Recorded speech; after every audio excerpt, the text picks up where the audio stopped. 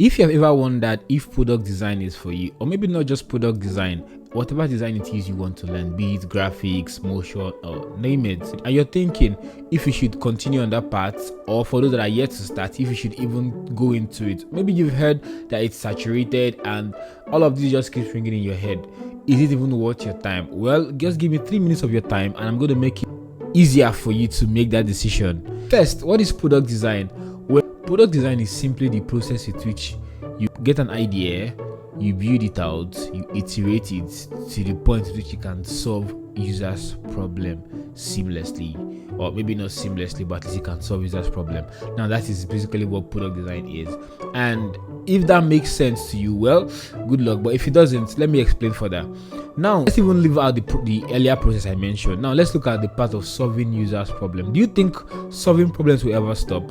Or do you think problems would ever stop existing? Well, that's not even possible. There will always be problems. And let me even shock you, as people build up more technologies, we need even more technologies to help come back to the problem that come out of this technology. So that means you will never run out of the need for designers. And now I'm going to give you 3 points as to why design in general is going to thrive in years to come. The first is business.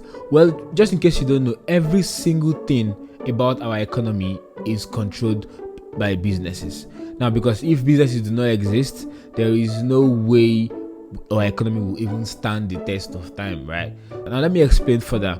Do you understand that with every business that exists, in fact, we're now going from how businesses used to be done in the old age to it now coming online, right? Because before it used to be traditional businesses where you just have to own a shop or a warehouse and people would locate you. But looking at how businesses want to make even more money, every business is now coming online. And when they are coming online, what do they need?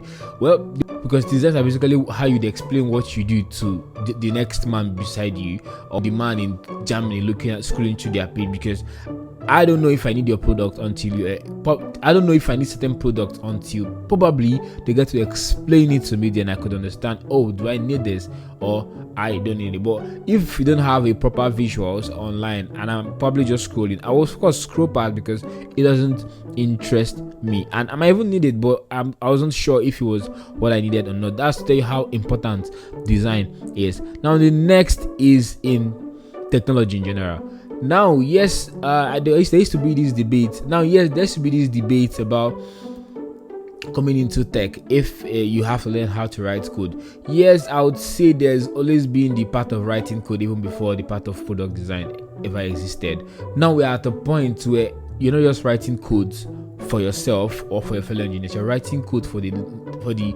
50 or 60 years old man sitting in his living room in Canada or here in Nigeria. And if they are to use your app, you have to be able to explain it. I don't want to expect them, or you don't expect them to have to go and learn how to code for them to be able to use the application that you have built. You bring out the technology that has been built or that wants to be built, the business and the user's interest. Now you measure all of this together and make sure everybody is happy. That's basically what you do as design. Now, with that being said, do you think we'd ever go out of work?